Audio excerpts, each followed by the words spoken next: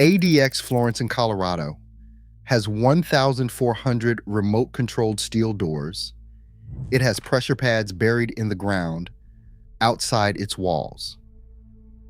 It has razor wire, guard towers, and a 37-acre perimeter surrounded by open terrain 100 miles south of Denver.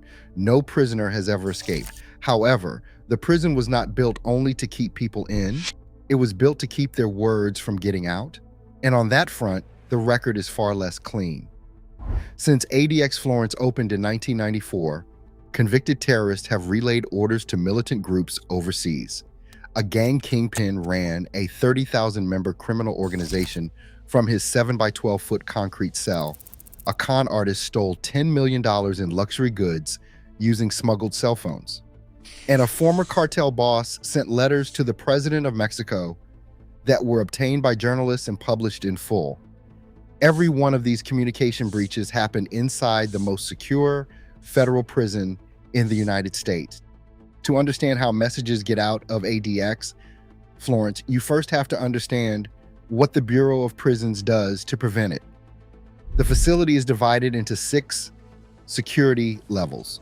At the lowest level, inmates in general population units at ADX still spend the majority of their day in solitary cells with poured concrete furniture, a steel sink, a steel toilet, and a 4-inch window angled toward the sky so they cannot determine their location within the complex.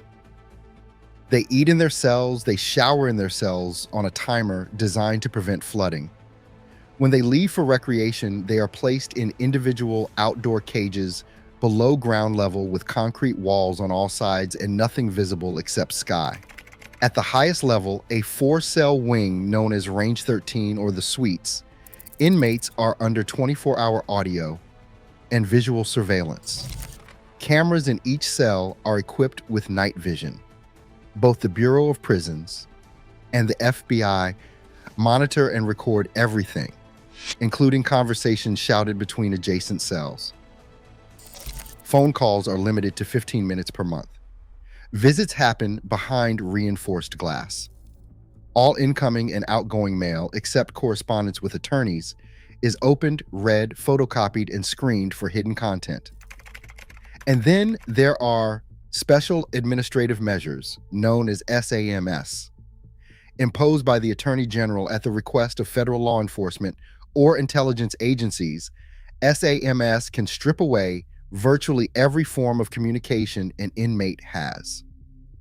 Under SAMS, a prisoner can be banned from speaking with journalists, corresponding with family, receiving publications, and in some cases even communicating privately with their own attorneys.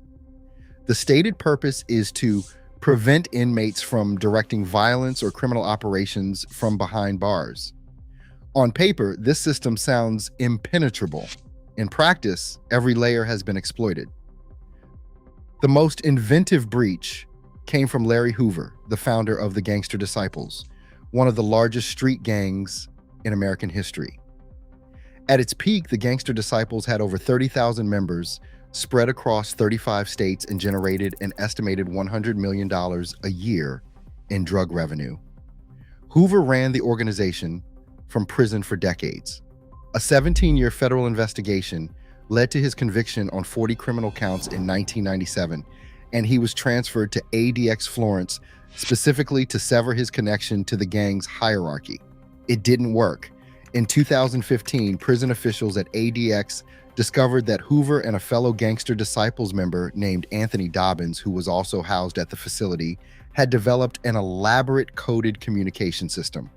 They used Merriam-Webster pocket dictionaries, standard items available from the prison commissary, to encode and decode messages disguised in lists of legal cases. The instructions, which guards found in Dobbins' cell, were specific. Ignore any word with a small dash in front. Count only the whole word farthest to the left on the page. Count every single letter. Dobbins addressed Hoover as chief and wrote that the code allowed them to communicate in plain sight, that nobody else would know, and that he was ready to handle Hoover's business. If you're learning something new, subscribe. We cover stories from inside the American prison system every week. When confronted by prison officials, Hoover acknowledged that he maybe planned to communicate with Dobbins but claimed he had not yet done so. As punishment, Hoover lost his commissary privileges for 10 months and was fined $75. Dobbins, who was later released, was subsequently indicted as part of a racketeering conspiracy case and sentenced to 32 years. Prosecutors told the court that Hoover had promoted Dobbins to a board member position within the gang's leadership structure while both men were inside ADX. 2 years later, in 2017, Hoover was caught again. This time, he told a visitor about the need to republish the gang's blueprint, a document the gangster disciples had distributed in 1995 to promote what Hoover called growth and development. Prison officials classified this as gang communication. Hoover argued he was discussing a publication meant to move young people away from gang involvement and noted that a United States congressman had visited him in prison to discuss the same document. As recently as 2024, federal prosecutors revealed that an email had been sent by a known Gangster Disciples member to 123 fellow gang members in federal prisons across the country. The message referred to Hoover as Dad and used what prosecutors described as coded terminology in the form of a basketball analogy, instructing all incarcerated gangster disciples to stay out of trouble and suspend gang activity until Hoover received a ruling in his ongoing case. The message read, in all capitals, "In support of these challenging times, there will be zero tolerance for any incidents on the court." In May 2025, President Trump commuted Hoover's federal sentence. He was transferred out of ADX Florence to state custody in Illinois, where he still faces a 200-year sentence for murder.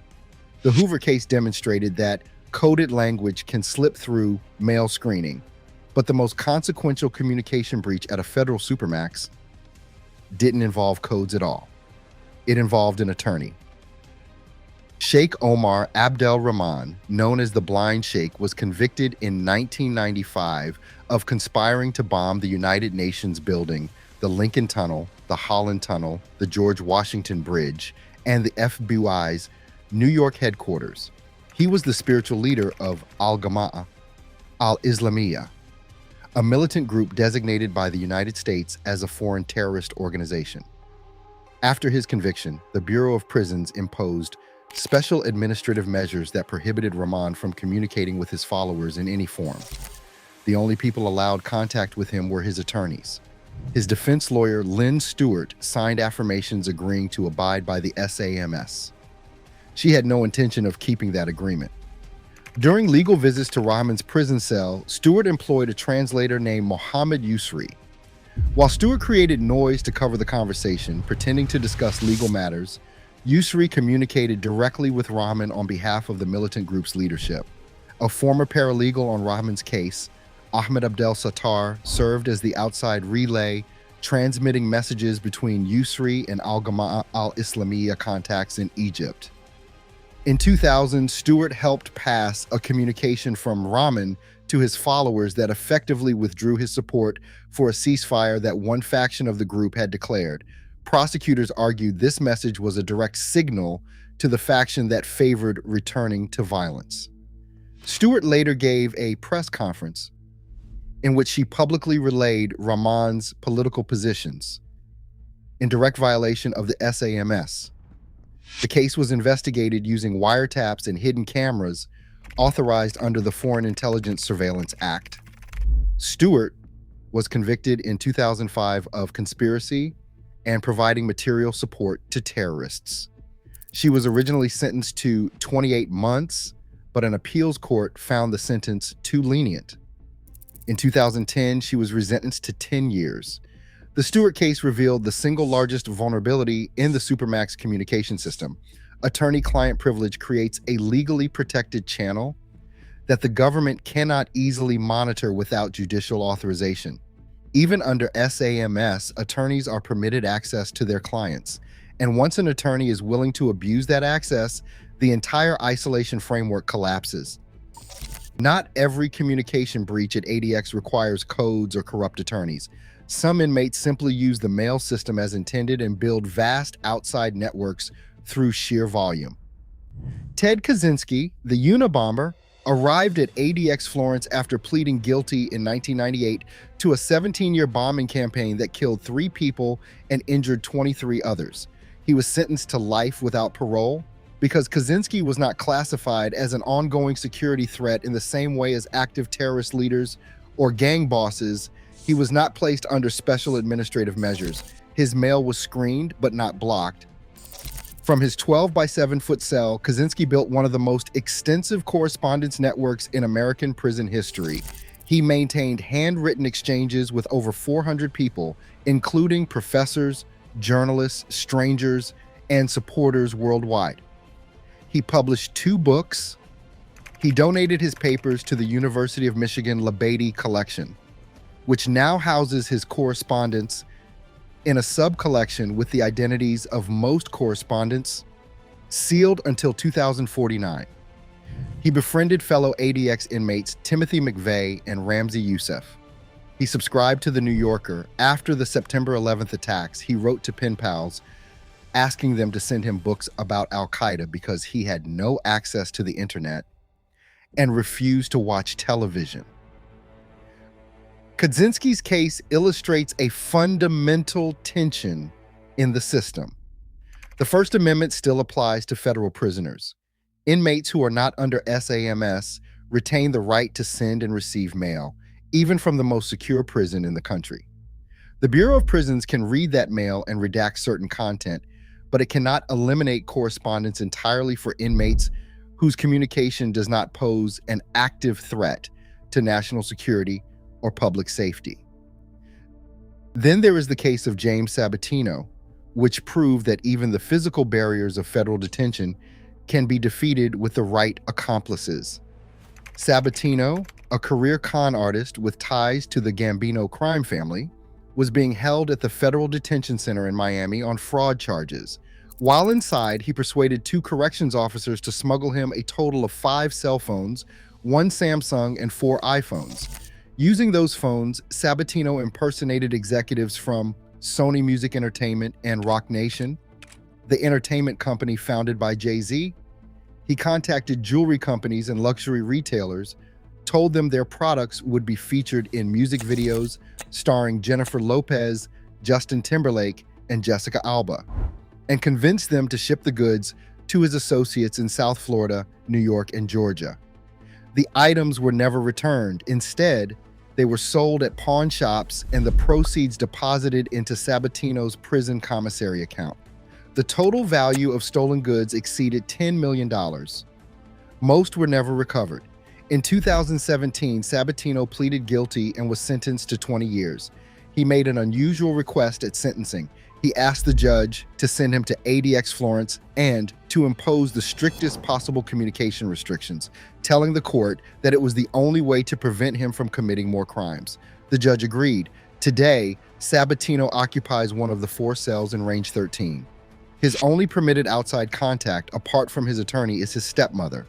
He is allowed to speak with her twice a month for no more than 15 minutes per call. Every word is monitored by the FBI. The irony is that before being sent to ADX, Sabatino had already committed a string of cons from inside federal custody in Miami and New York, including stealing $268,000 worth of Super Bowl tickets at age 18 by calling a FedEx station and impersonating the president of the Miami Dolphins. The cell phone scheme was his most ambitious, but hardly his first. And then there is Joaquin El Chapo Guzman, the former head of the Sinaloa cartel, who has been housed in Range 13 since 2019. El Chapo is under some of the strictest SAMs ever imposed. He can communicate with almost no one. His cell neighbor for more than 5 years was Sabatino, and the 2 men spoke by shouting through their cell doors day and night, with every conversation recorded by both the Bureau of Prisons and the FBI. Sabatino, who speaks some Spanish, served as an informal translator between El Chapo and the guards because there are not many Spanish-speaking staff at ADX Florence. Despite these restrictions, El Chapo's words have reached the outside world. In 2023, his attorney transmitted what was described as an SOS message to the president of Mexico, requesting a transfer to a Mexican prison because of what El Chapo called psychological torment. In 2024, the Mexican news outlet Milenio obtained 8 handwritten letters El Chapo had filed as part of a legal complaint in a Colorado court. In those letters, dated between 2023 and 2024, he described being woken 4 or 5 times a night by blasts of hot air, claimed prison staff were trying to poison him, and said he was experiencing depression and memory loss. A separate letter to his sentencing judge in New York requested visits from his wife and twin daughters. That request was denied. Earlier in his criminal career, while still imprisoned in Mexico before his extradition, a letter El Chapo wrote to his wife contained instructions related to drug production, including a reference to increasing output and directing the proceeds of sales to cover his expenses. That letter was intercepted and became part of the evidence used to convict his wife, Emma Coronel Ispuro, who pleaded guilty to drug trafficking charges in 2021. The legal system itself has become the primary conduit. Letters to courts are part of the public record. Legal complaints cannot be censored by the Bureau of Prisons. Communications with attorneys are protected by privilege. And once a document enters the court system, journalists can access it. A Justice Department Inspector General report found serious lapses in monitoring inmate communications at ADX, including inadequate staffing that left entire cell blocks unsupervised during shifts. The report raised questions about whether even the most sophisticated security infrastructure can consistently prevent determined inmates from finding gaps. The Bureau of Prisons' response has been to tighten special administrative measures further, restrict attorney access more aggressively, and increase electronic surveillance.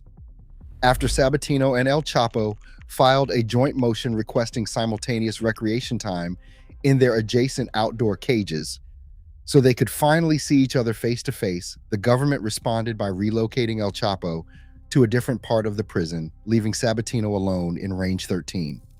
The message from the Bureau of Prisons was clear. Every connection, even between two men already under total surveillance, in the most isolated wing of the most secure prison in America, is a connection that could be exploited.